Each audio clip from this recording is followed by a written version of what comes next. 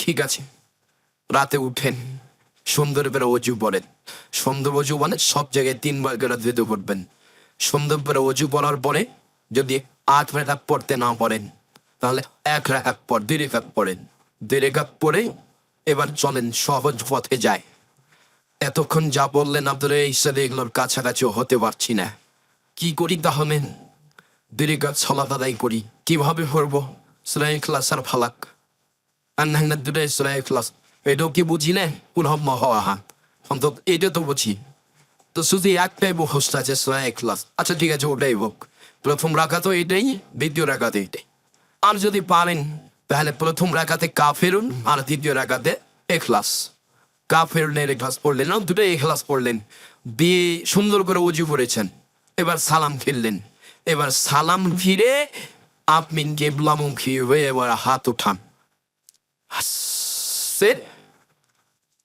কথা ফেরত দেওয়া হয় না, ফেরত দিতে লজ্জা পায়। 1 2 চাওয়া কাজটা সবচেয়ে প্রথম নিয়ম। লাইসা সাইয়্যিন আকরামা ইনদাল্লাহি মিনাদ দুআয়ে। চাওয়া কাজটা আল্লাহর কাছে যত পছন্দনীয়, পৃথিবীর কোন কাজ তার কাছে তত পছন্দনীয়। চাওয়া যে মুখখান বন্ধ করে থাকে, চুপটি লেগে থাকে, ওর উপর আল্লাহ নারাজ থাকেন। মামা ন্যাশনালি এক গাওয়ালাই যে চায় না তার উপর আল্লাহ রাগান্বিত, যে চায় না তার উপর আল্লাহ রাগান্বিত। আপনার চাইতেন সমস্যাটা কোথায়? আপনি বলেন না কেন আমার ছেলেকে আমদানি করে দাও, তুমি আমাকে দেশের সবচেয়ে বড় ব্যবসায়ী করে দাও, জানান না কেন? চাই না সমস্যাটা, ঢাকায় আমার বাড়ি করে দাও, এত তুমি জমি জায়গা করে দাও, চাই না সমস্যাটা। ছোট চাইবেন কেন? ছোট চাইবেন কেন? সবসময় বউ চাইলেন, চাইলে খুশি হন, আর না চাইলে অসন্তুষ্ট হন। মুখখান অন্য কেন থাকেন কেন? হাত খুলেন। যদি বলেন দাও তাহলে এইভাবে, যদি বলেন এখনই দাও তাহলে এভাবে, এক্ষুনি দাও, বড় হতে হতে দিতে হবে। এটা প্রথম হলো দোয়া ইউনুস করবেন। আপনারা এইসব দোয়া ইউনুস জানি না, মানে ইসমে আজম। তো ইসমে আজম যে জানা না থাকে তাহলে দোয়া ইউনুস পড়েন। লা ইলাহা ইল্লা আনতা সুবহানাকা ইন্নী কুনতু মিনাজ জালিমিন। এ হলো দোয়া ইউনুস, এইটাই দোয়া ইসমে আজম। এরপরে দুরূদ পড়েন, দুরূদে ইব্রাহিম। অন্য কোনো দুরূদ পড়বেন না। দুরূদে ইব্রাহিম পড়ার পরে এবার বলেন কি চাচ্ছেন আমাকে বলে। নিয়মিত বলবেন, যতক্ষণ পর্যন্ত আপনার শরীর স্বাস্থ্য কুলাবে ততক্ষণ পর্যন্ত আল্লাহকে বলতে থাকেন। আর 1 ফোঁটা চোখের পানি আল্লাহর কাছে যত প্রিয়, পৃথিবীর কোনো কিছু আল্লাহর কাছে যত প্রিয় নয়, হাত কাজটা আল্লাহর কাছে অত প্রিয় নয়। 1 ফোঁটা চোখের পানি আমার কাছে যত প্রিয়, পুরো আমাজারে সে আল্লাহর কাছে অত প্রিয় না।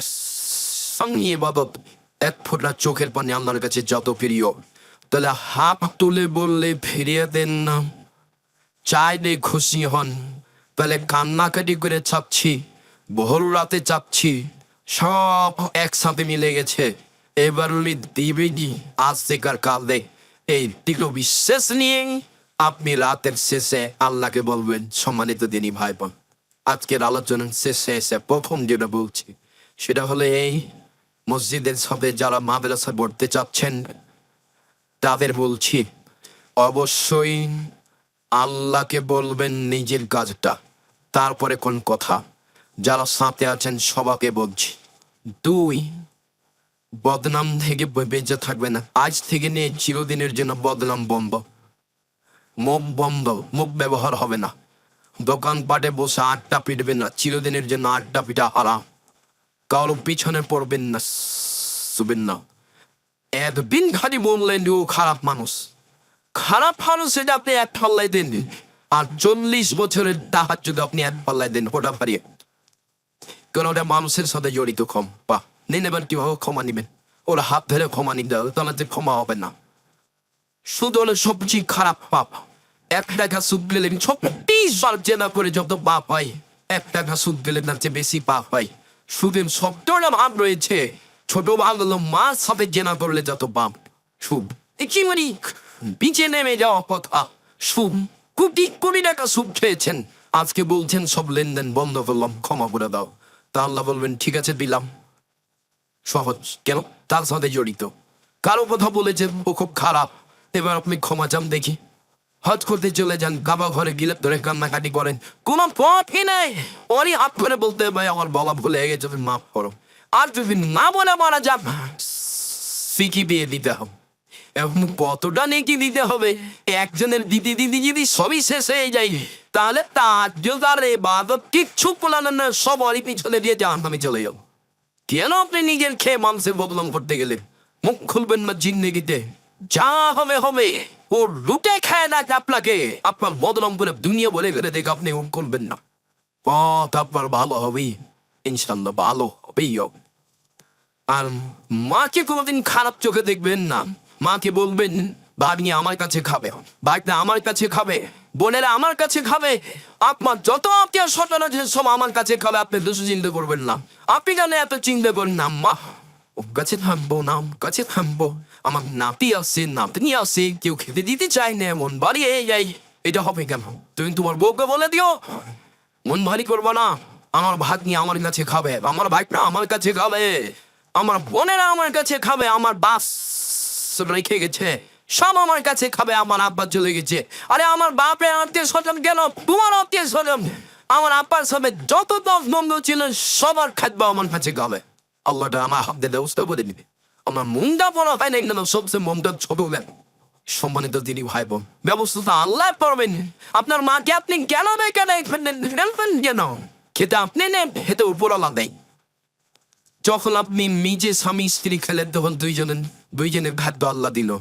ভাগ্নি আসলো 3 জনের দিল, ভাগ্নে আসলো 4 জনের দিল, বোনেরা আসলো 5 জনের দিল, 50 জন আসলো আপনার হাতে 50 জনের হওয়ার ব্যবস্থা হলো। টাকা বেঁধেছে, ওর অভাব আছে, আপনাকে দিয়ে ও ব্যবস্থা করে দিবে। আপনি আল্লাহকে বলেন, আপনি পিছনে কেন? ফকির মিস্ত্রিকে খারাপ আছেন কেন? যে ভিক খেতে তাকে মাফ করেন মনে কেন? দরজায় ভিক্ষুক আসলে মন খারাপ করেন কেন? আপনার মা তো খুব দিলাম, ভিক্ষুকে মন খারাপ করে কিছু বলবেন না। সম্মানিত দিনী ভাই বোন, মানুষ না, ছেলে মেয়ে মানুষ করতে হবে জাতির কল্যাণের জন্য, জাতির পরকালের জন্য, জাতির জন্য ছেলে মেয়ে মানুষ করতে হবে, নিজের জন্য নয়। ভুল হিসাব চিন্তা ভাবনা করে জীবিকা নির্বাহ করো, আহাল পরিবার পরে শক্ত হন। আল্লাহ আমাদের যারা মারা গেছে তুমি তাদের কবর সিস্টেম মাফ করো। আমরা যারা অসুস্থ তুমি তাদের আরোগ্য দান করো। আমরা যারা বেঁচে আছি তুমি তাদেরকে তোমার রাসূলের পদ্ধতি অনুযায়ী চলার তৌফিক দান করো। রাতে তোমাকে ডাকার মতো কিছু বলার মতো তৌফিক দান করো। যেটা চাচ্ছি সেটা পূরণ করার মতো আমাকে কিছু বলার সুযোগ করে দাও। এই দাবি এ দোয়া তোমার দরবারে রেখে আজকের জুমার খুতবা এখানেই শেষ করলাম। আল্লাহুম্মা সাল্লি আলাইহি আল্লাহুম্মা বারিক আলাইহি।